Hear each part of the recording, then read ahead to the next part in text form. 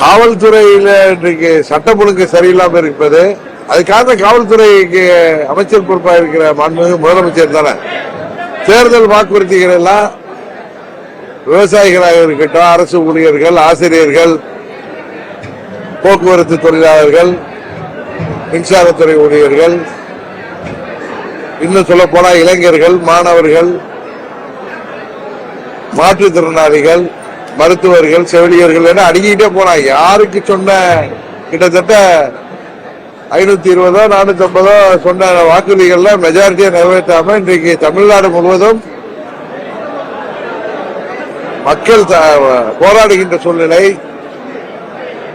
பெண்களுக்கு பாதுகாப்பு இல்லாத சூழ்நிலை, பாலியல் வன்கொடுமை டெய்லி பார்த்தோம்னா மீடியால அதான் செய்திகள், கொலைகள். இன்னைக்கு கூட பார்த்தோம், ஒரு காவல்துறை அதிகாரியே தாக்கப்பட்டு மரணம் அடைஞ்சிருக்கிறாரு. இன்னொரு காவல்துறை விசாரணைக்கு அழைத்து சென்றவங்க கொல்லப்படுகிறார்கள். இந்த சட்டவிரோத செயல்களை தடுத்து நிறுத்துகிற அரசு அதிகாரிகள் தாக்கப்படுகிறார்கள், கொல்லப்படுகிறார்கள். சுதந்திரம் அடைந்த பிறகு இப்படி ஒரு மோசமான ஆட்சி தமிழ்நாட்டில் இல்லை என்கிற அளவுக்கு இந்த விடியாத ஆட்சி நடைபெற்றுக் கொண்டிருக்கிறது.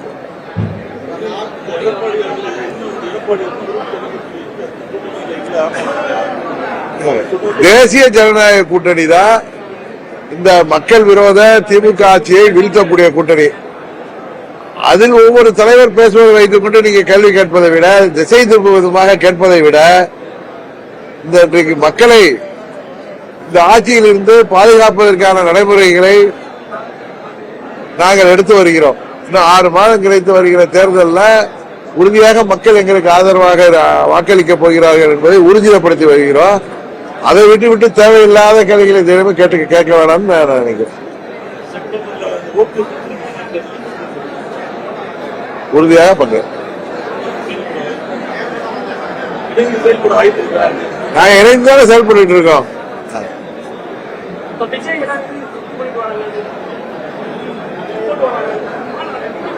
யாருங்க அப்படியா? சரி, வெயிட் பண்ணுங்க. நாங்க சரியான நேரத்தில் அம்மா மக்கள் முன்னேற்ற கழகம் தேவையான இடங்கள்ல மாநாடு நடத்தும். விஜய் கூட்டணிக்கு நிறைய பேர் அழைக்கிறாரு. ஆனா நான் தான் விஜய் தான் வேட்பாளர் அப்படின்னு சொல்லிட்டு முதல்வர் வேட்பாளர் இருக்கிறான். ஆனா கூட்டணிக்கு வந்து நாங்க எல்லாத்தையும் அழைக்கிறோம் அப்படின்னு நாங்க சொல்றாரு.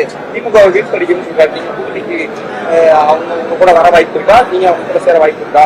நான் உங்க யூகங்களுக்கு எல்லாம் நான் ஜோசியத்தெல்லாம் பதில் சொல்ல முடியாது. இன்னும் ஒரு 6 மாதம் பாருங்க. அந்த டிசம்பர் ஜனவரியில எல்லா கூட்டணிகளும் ஒரு இறுதிக்கட்ட நிலை வந்து உறுதியாக மக்கள் யாருக்கு வாக்களிக்க வேண்டும் என்கிற நிலையை எட்டுகின்ற அளவிற்கு சிறப்பாக தமிழ்நாட்டில் வர 26 சட்டமன்ற தேர்தல் நடக்கும். நான் வந்து இந்த முறை அப்பாயின்மெண்ட் கேட்கல.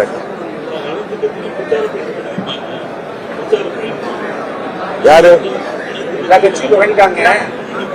அவங்க வந்து ஒவ்வொருவரும் ஒரு மாதிரி பிரச்சாரம் செய்வோம். இப்ப நீங்க பாத்தீங்கன்னா இப்ப திருமங்கலம் தொகுதிக்கு வந்திருக்கிறத இங்க கிளை செயலாளர்கள் இந்த அனைத்து நிர்வாகிகளையும் சந்தித்து தேர்தலுக்கு பணியாற்றுவதற்காக அவர்களோட கலந்தாலோசனைக்கு தான் வந்திருக்கோம். அம்மா மக்கள் முன்னேற்ற கழகத்தின் சார்பாக தேர்தல் பிரச்சார பயணம் நான் செல்வேன்.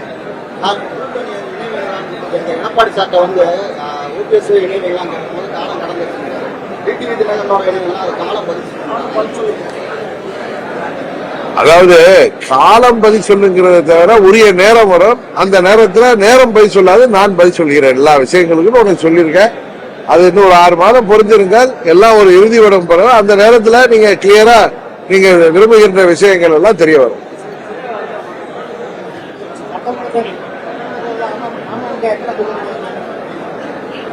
அதெல்லாம் அந்த நேரத்தில் உங்களுக்கு தெரிய வரும். அவசியமா அம்மா மக்கள் முன்னேற்ற போட்டியிடம் எங்கெல்லாம் எங்கள் வேட்பாளர்கள் தகுதியானவர்கள் இருக்கிறார்களோ உறுதியாக அவர்கள் எல்லாம் போட்டியிடுவார்கள்.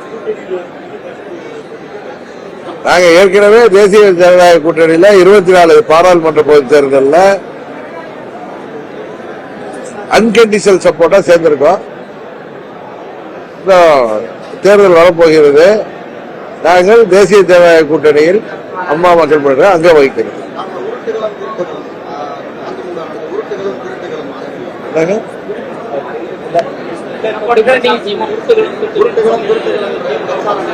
உருட்டுகிறோம்.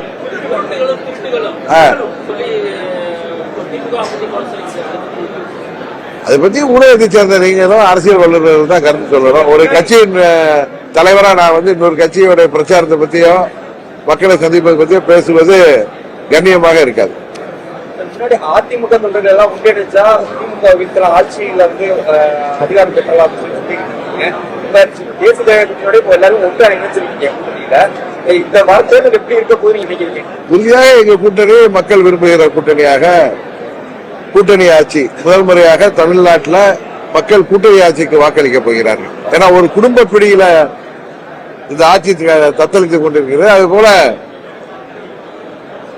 ஆட்சி அதிகாரம் எல்லோருக்கும் பகிர்ந்தளிக்கப்படும் போதுதான் ஊழல் முறைகேடுகள் இல்லாமல் மக்களுக்கு தேவையான திட்டங்களை நிறைவேற்ற முடியும் என்பதை மக்கள் உணர்ந்து வருகிறார்கள். அதனால எங்க கூட்டணிக்கு உறுதியாக வாய்ப்பளிப்பார்கள்.